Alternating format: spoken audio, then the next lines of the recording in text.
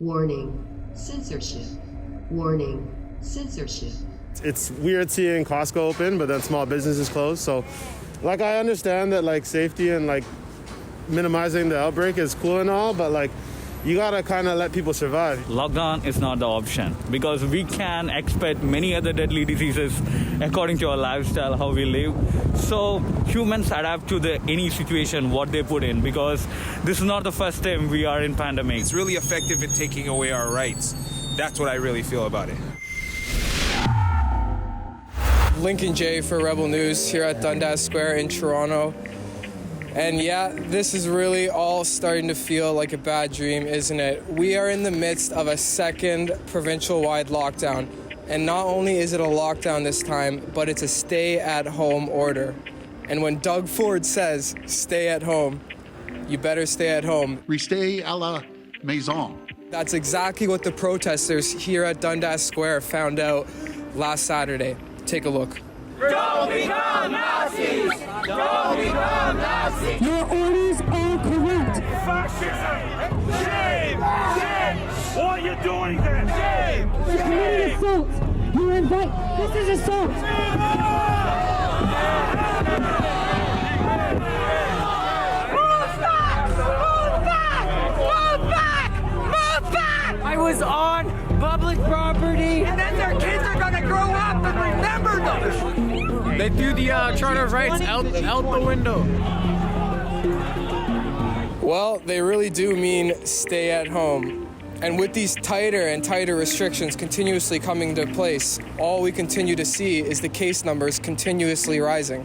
I think I speak for most Canadians when I say that we're all confused and none of this really makes any sense. Roman Baber, who represents the riding of York Centre, has publicly released a letter to Doug Ford, basically outlining how none of this makes sense and where all of the hypocrisy stands.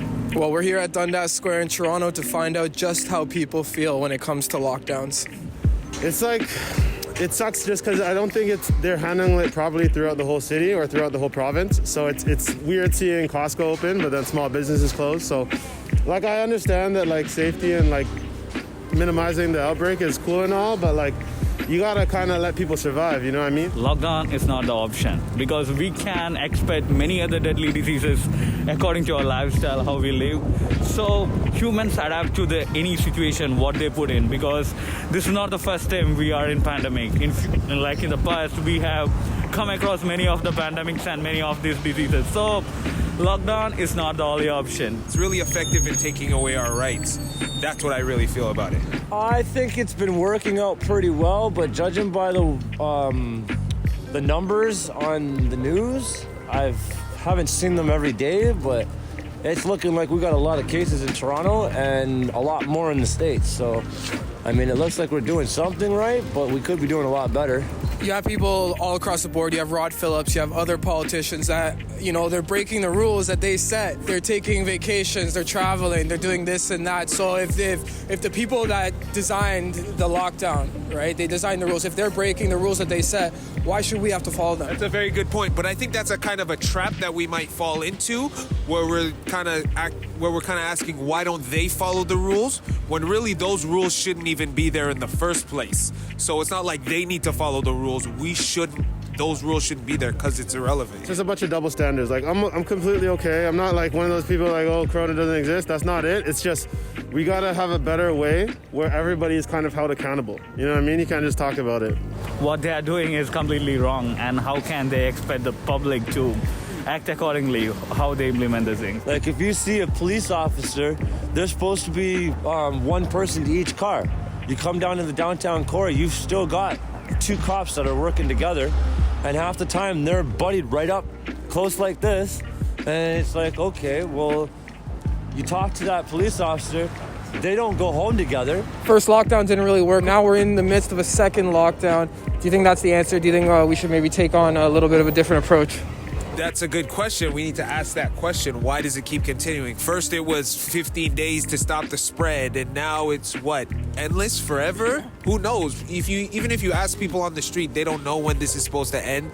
They don't really care. They're just waiting to be told what to do. So that's a good point you bring up. When is it going to end? Protesters, they protest here every Saturday, right? They protest against the lockdown, against the government measures, basically what me and you were talking about. Do you think that it's right for the police to come and to arrest these protesters? They've been doing these protests since March, since basically when the pandemic was declared. And for the first time last Saturday, there was a handful of people arrested. They basically tried to shut down the protest. Do you think the government, the police, should let these people practice their right to protest, or do you think they should stay at home like the government's demanded? I do respect freedom of speech. I do know that protesting works. I do know that is in effect, but I gotta look at it of how I've been arrested at a protest before, and it wasn't for this. Like, you know what I mean? We live in an age where we're lucky enough that we can go do this, and we're not getting hosed down. If I go to a Black Lives Matter protest, I'm not getting hosed down. If someone comes here, they shouldn't be dragged out. Like they should all be locked up and thrown in jail for expressing their freedom of rights? No, but honestly, like, we're supposed to live in a free country, but slowly it's turning into Russia and China, and I'm a free speech, freedom, like, absolutist. So I go all the way. Nobody should be telling anybody what to do about anything, you know? Have you received a ticket for anything to do with COVID-19? If that's the case, head to fightthefines.com. Don't pay that ticket. We'll get you a lawyer and we'll fight it for you.